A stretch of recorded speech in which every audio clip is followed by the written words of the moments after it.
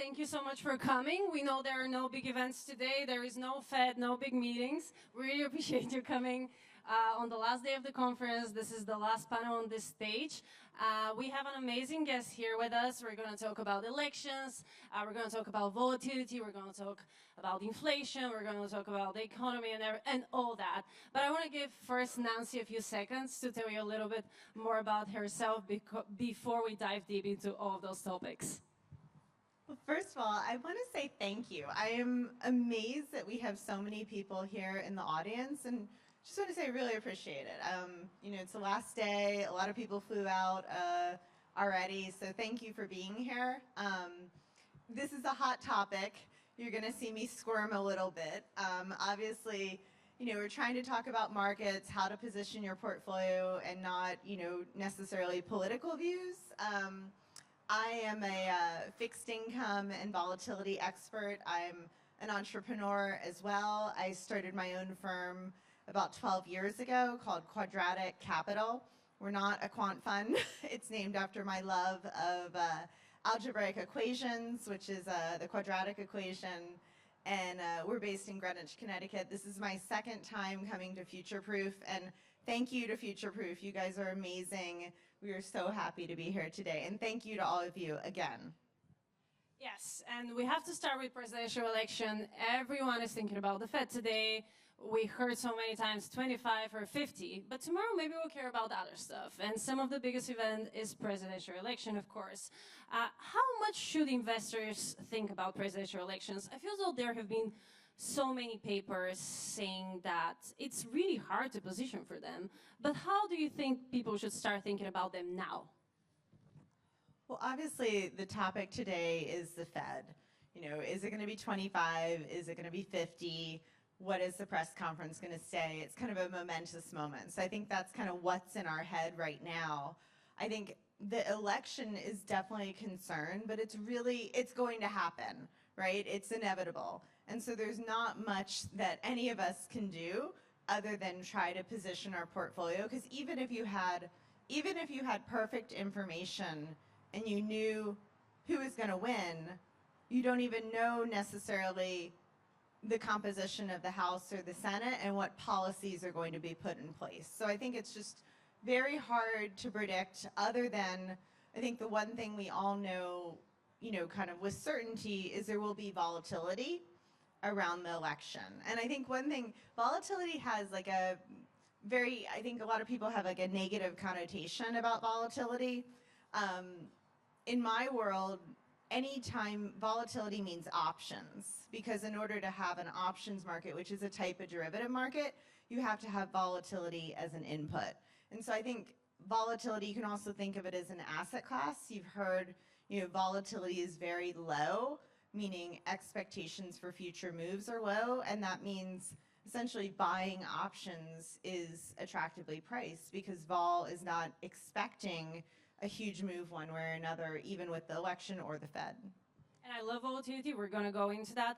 But I want to talk about big picture portfolio construction. Because what we have seen this year is a really big tech rally. We have seen investors being very excited about risky assets, lately small caps. We have seen investors being excited about junk bonds and really taking a lot of risks. So yes, of course, it's really hard to predict the election. But what do you think investors should consider in their portfolio construction if we are starting from a point where portfolios are tilted risk on? Well, I think the one big thing to look at is your corporate risk, right? So stocks and bonds, people think stocks and bonds are different, but if you own, let's just say, Apple stock and Apple bonds, you kind of have the same corporate beta, you just have a different part of the cap structure. And the thing that's really tough is right now with, obviously today we're going to get our first cut, but with the Fed being so, Powell's been more hawkish than Volcker, a lot of people have been worried about duration. And because of the fear of duration exposure, which is the sensitivity of a bond to a change in interest rates, a lot of folks have been running into short duration strategies, and credit spreads, especially in the front end, have really tightened. If you pull up your Bloomberg terminal, you'll see investment grade 2-year CDS is priced around 20 basis points. Like, think about what that means. Like, it can't go to zero, right? That's impossible. It has to have a spread to risk-free treasuries. But 20 basis points, it's all kind of risk that things get wider, and especially in a short-dated loan. You think about if you were a treasurer of a company or a CFO, and you're borrowing short-term in this environment, you either have to amend your loan or extend it. So I think it's really important to be careful with your stock and bond allocation to know kind of what's under the hood and what you actually have, and not go by the name only. Like, here's an obvious one that I love to pick on: short duration. We use it all the time. We hear it all the time. It's a fake name, right? Think about it. You're not short anything. You're less long duration. It should be called less long duration, because even short duration bonds are still long duration. So just be careful out there, and just be careful about how much credit risk you have versus equities, because it is a very similar type of beta. And how do we position for this credit risk? I feel for a very long time we've heard credit spreads are too tight, but they remain tight. So it's been a very painful position to necessarily bet on widening. So how do people think about that? When is the right time to position? And especially with elections in mind, is it before? When should they start thinking about this? Yeah, shorting credit, to your point, is one of the hardest things to do, because you're paying the interest rate, so whatever Fed funds turns out to be, or SOFR, and then you're also paying a credit spread, and it's very, very negative carry. So I think in my opinion, a better way to help diversify your portfolio is to just be aware of what type of corporate risk you have, whether it's stocks and your corporate bonds, but then add other things that are non-correlated assets. And one of the things that I particularly like in fixed income portfolios is volatility. And people say, well, why would I want volatility in my bond portfolio? And I love, I feel like I stand on my soapbox for the last, 12 years talking about the mortgage market. If you just think about, in the United States, homeowners are along the option to prepay. That means you and your clients, if you own mortgages, you're short options to homeowners. So pretty much all bond portfolios out there are sitting there short fixed income volatility because of that prepayment option. And I think that's one thing people just don't think about, but every single financial crisis we've ever had, it always comes back to mortgages. So I know right now in our minds, everybody's thinking, is it going to be 25 or 50 later today? But I think the big question that we're going to see and hear more about after the election is the Fed's balance sheet, because prepayments are down because homeowners are rational. They're not prepaying as quickly. Whether the Fed cuts 50 or 25, it's not going to really matter much to the mortgage market. And the Fed has said publicly many times for years now, they do not want to own mortgages on their balance sheet, right? So who's going to buy them? And that's the thing. It's just really important to understand the ag index. It used to be the Lehman ag, then it was the Barclays ag, then it was the Barclays Bloomberg ag, now just the Bloomberg ag. But 26% of the ag index is short options because of the exposure to mortgages. It's just something to think about, to be careful with, because a lot of people just don't realize that when you have a single CUSIP product, you actually have to understand what's inside. And I totally agree with you. Shorting credit is a very difficult game, but timing volatility, you can argue, is even more difficult. How do you think of volatility now? We have worries about the economy. We have the Fed cutting cycle just about to begin. There is a lot of uncertainty there. We have geopolitical pressures. We have the election. Do you think volatility is too low? What type of volatility you look at? So anytime you hear the word volatility related to the derivatives market, we're talking about options. So there are two main types of derivatives. There are linear derivatives, which are futures, forwards, swaps. They go up $1, down $1 in a linear fashion. Anything that has an options market is what we call non-delta one, meaning an asymmetric payoff, meaning it's not fully exposed to the underlying. So anytime you hear volatility, you're talking about options. And there are a lot of different options markets out there. The one that's most popularized in, in the media and in newspapers and things is the VIX index. But the VIX index is just S&P equity options, short-dated S&P options. There's so many different types of volatility, and I think that's what I want to caution all of you to think about is your client's bond portfolio, because the vol that's lurking under the surface is actually short options to homeowners, and that's interest rate volatility. And so interest rate volatility, that's what my firm, Quadratic, specializes in. We wanted to give investors choices because prior to starting our ETFs, you didn't have access for a way to own interest rate volatility. There was no investable way to do it.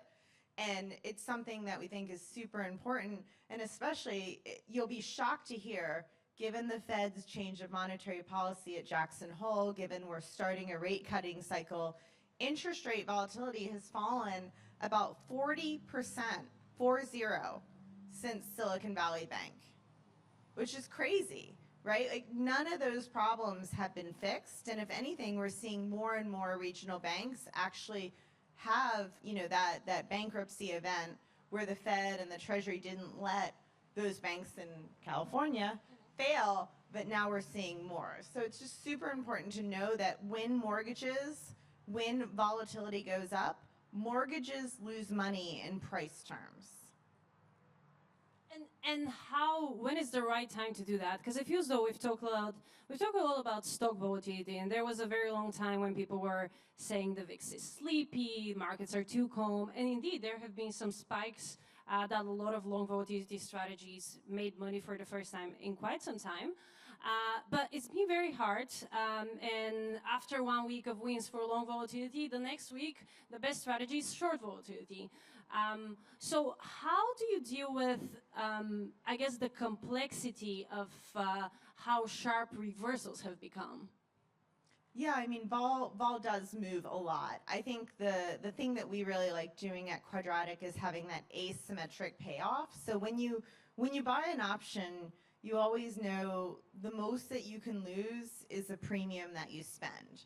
The reason derivatives have a bad reputation for a really good reason, because if you sell an option, now covered options is another thing, but the most you can ever make is that little bit of premium that you sell on that day. And then your losses can be asymmetrically potentially bad, especially if it's an uncovered position. So in my opinion, I think the whole world is trying to lose money in options, right? Think about it. People use it for hedging, people use it for income. Everybody's selling options and hoping they go away. And to me, I'm like, check, here we are. That's a great alpha, right? When everybody's trying to lose money in something and you're the only person thinking about it as actually your core investment, I think that's a tremendous amount of alpha. And then when you have the market move in your direction and volatility go up, you can have these explosive returns. Like our, may I say with Silicon Valley Bank, Vetify wrote a great article, shout out to Vetify, about IVOL being the best performing bond ETF during the Silicon Valley Bank crisis. We were up 16% in just a couple days. And that's because we're long volatility and long options, and they have unlimited upside and defined downside. So it really depends how you use it, and whether anytime, very simply, when you buy an option, you're long volatility. When you sell an option, you're short volatility. And that's the one thing I want you all to walk away on, is think about your clients, your portfolio, your parents. Everybody has, for the most part, anybody who's referenced to core fixed income, they have that embedded short volatility because of the mortgage exposure. And when we look at history, it actually only one out of all the terms in the last 45 years, only one of the presidential terms has had negative returns for stocks. The truth is, most of the time, stocks do rise. And even we all read all those reports of what does a Democratic or Republican presidency means. But it actually, across asset classes, there isn't a very clear pattern, very specific Democratic or Republican influence. I was wondering, what is your take on this? Should we position our portfolio for the Trump trade, or any other trade, or should we think about this as a way to diversify our portfolio and think about it longer term rather than short term? I guess it's really tough to say, because even if you had a crystal ball and you knew who was going to win the election, it's really impossible to know kind of what policies are actually going to get implemented and what changes and what those implications are going to be. My personal view is that I think, look, the Fed is absolutely going to be cutting rates today. We don't know whether it's 25 or 50 yet. We will know soon. But regardless, inflation expectations are priced below 2% right now. So just like stocks, inflation moves off of future expectations, not what was the CPI last month or last year, just like stocks. Stocks don't care about what did you do for me last quarter. It's what's the multiple, what do you expect in the future? And inflation markets are the same. If you pull up your Bloomberg terminal, you can see the 5-year break even, it's priced under 2%. The 2-year break even is 1.68%. And then you look at the 10-year treasury, right? The 10-year treasury is already 157 basis points below where the lower band of policy rates are right now. And that's before the Fed even does a cut. So think about that. You already have the markets pricing in over 150 basis points in the future. So 10-year treasuries are not risk-free. In 2022, if you look at the price returns, the 30-year treasury actually lost more than the NASDAQ did in 2022. So it's just really important to be positioning for diversification, because nothing out there in the investing world is risk-free. Everything has risk. And you mentioned break-evens. I love checking break-evens. I look at the 2-year. It was indeed 1.7 today, which I agree is very low. But at the same time, the trend on inflation has been a very positive trend for a few consecutive months. Even Fed policymakers themselves are more worried about the job market at the moment, after spending months solely focused on inflation. So I was just wondering, is it more about the expectations, or do you think structurally there are reasons to be worried for another uptick, or at least bumpy ride on the way to disinflation? Well, in my opinion, everyone should own inflation as part of a diversified portfolio. The inflation markets are really new. I love to try to educate people. The US Treasury only started issuing inflation-protected bonds in the late 90s. So people that look at the 70s and the 80s and say, oh, what worked in that period of inflation, they're missing the rates market, they're missing the inflation markets, because they are new. And then the ag index doesn't have any inflation-protected bonds, zero, nothing.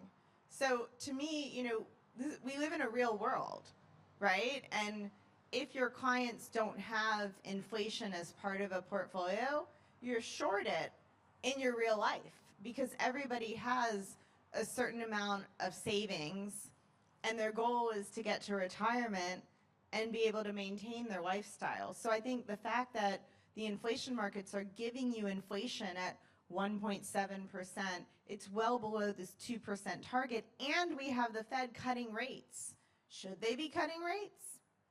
I don't know. Everybody thinks the inflation battle is won, but just like any market, just like stocks, you want to buy low, sell high. And with inflation expectations so super contained, they're well under that 2% band, it seems highly asymmetric to say, look, we don't really know. We don't know what policies are going to be implemented, but I think whichever candidate, whoever takes, control in November, I think one thing we can all agree about is we're going to be spending a lot of money on the fiscal side.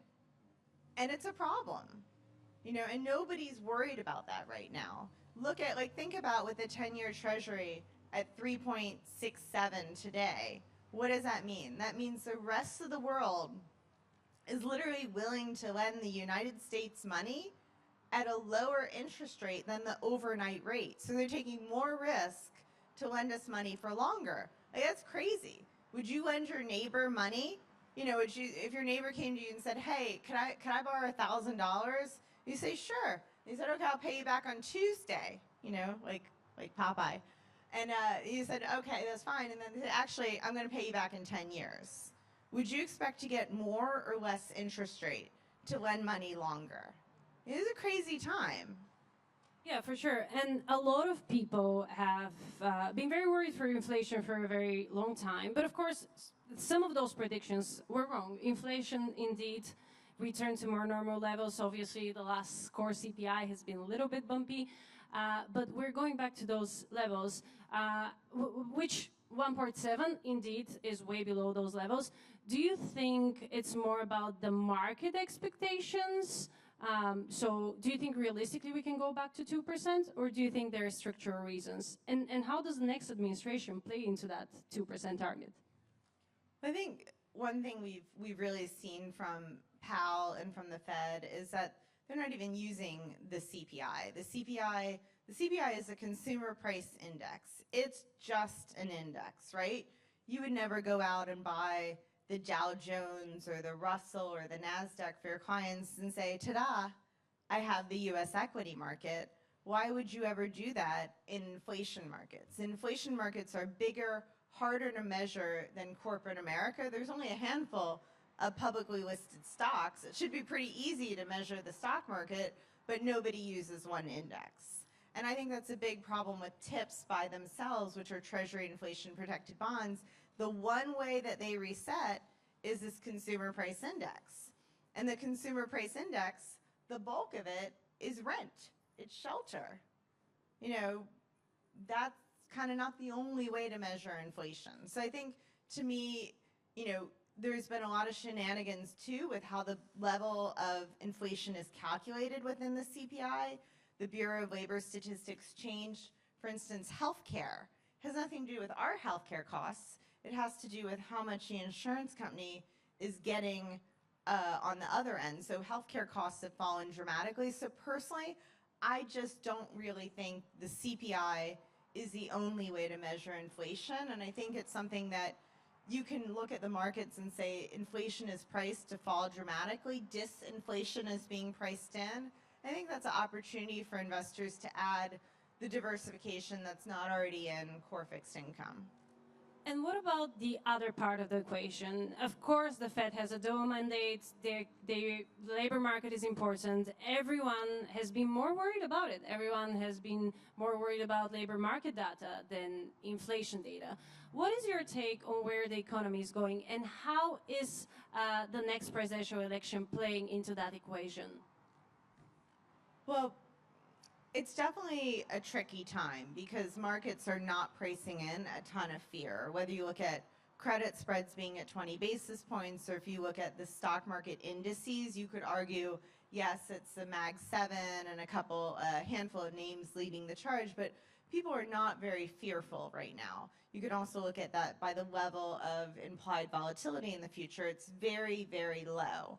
I think it's a very opportune time to be diversifying your clients' portfolios, to be looking for other sources of alpha, to be looking at ways to help, not just by going by the name. If it says core fixed income, but it has no inflation protected bonds and it's only short mortgages. And I think that's something we're going to hear a lot more from the Fed about after the election, is that balance sheet. 35% of that balance sheet is mortgages. Where are they going to go? This mortgage market actually used to be entirely OTC. So after the savings and loan crisis, then mortgage bonds got CUSIP'd. And now they're 27% of the ag index. And it's a real problem that people just don't see because it's a single CUSIP product. But I think you can explain it really easily. If you have a mortgage, you are long the option. If you own a financial mortgage, you're short options to homeowners. And whenever you're short options, you're short volatility. It's not equity vol, it's actually fixed income vol. And something that comes up in discussion is the disagreement between stocks and bonds. We see the two-year treasuries at what, 3.6%. We see the stock market near record highs. There are different models that show recession odds, but for sure they agree that the bond market is more worried. What do you think about that disagreement? Is it stocks that are right? Is it bonds that are right? Is the answer somewhere in the middle? Yeah, well, I think the yield curve has not been right yet because the yield curve has been inverted for the longest period in financial history. The 10-year treasury at 368 today versus policy rates, the treasury curve is flatter, but the 2s10 SOFR curve is still negative 20, meaning 2-year yields are still higher than 10-year yields. So a lot of studies have shown as the yield curve tends to uninvert, that's really bad for the real economy and for the stock market. It doesn't always take place, but if you look back to the 50s, you can see the periods of yield curve uninversion, meaning the curve going from negative to positive, has tended to be very bad for stock markets. And another disagreement that we see, and Jeffrey Gundlach was talking about it yesterday, is the Fed funds rate and two-year treasuries. There is a massive gap. Who do you think is right in that equation? Is it the Fed catching up with the markets, or is it markets realizing that, in fact, maybe they've went a little bit too far in their pricing? I think the bond markets are calling for a tremendous amount of cuts.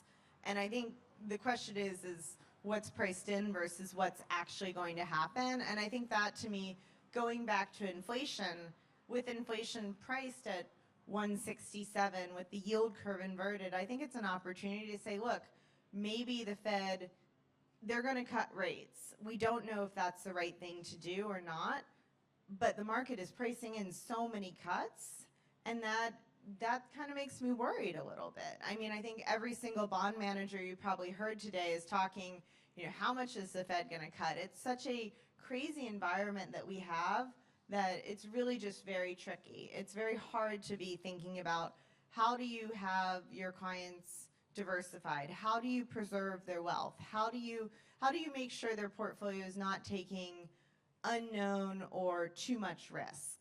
But at the same time, advisors have been really penalized for not taking enough risk. And so it's a very hard dynamic to balance. And I feel for all of you. I mean, I'm happy I'm a portfolio manager and not thinking about, how to size things, where do you put things, and there's so many different things out there. And a lot of strategies are out there kind of also saying like, oh, we're, like private credit. I know we've heard a ton from those types of managers. Like there is no magic unicorn, right? If everything in your portfolio is going up together, you're probably just not that diversified. And so I think it's a question of looking for different things that really truly behave in different ways at different times. And I want to end our conversation with yields. Where do you see them until year end? It's been such a volatile time. Obviously, it comes down to pricing those aggressive rate cuts, but it's been up and down, and every macro print has been moving them so much. What can we expect from yields until the year end? How do you see the market going forward? Well, definitely we'll see, what the Fed says in the press conference today. We'll see, how, whether it's 25 and a dovish commentary or where they are. But I think it's very important to understand the 10-year Treasury is not risk-free. In a lot of these models, people are buying duration because they're worried about the stock market. And with policy rates, the band right now, it'll be lower, probably in an hour, but 525 to 550 and the 10-year at 367, there's a lot priced in there. And there's a lot of risk with duration. So just don't be fooled to think, oh, I'm buying 10-year and it's risk-free. That's not. You're better off, in my opinion, hanging out in T-bills or adding other things because a lot is priced in and it is risky. For sure. What a timely conversation. We're going to know if it's 25 or 50 in about 10 minutes. Thank you so much for coming. Thanks you, Nancy, for the beautiful insights. Thank you. This was the last panel. Thank you all for coming. Appreciate it.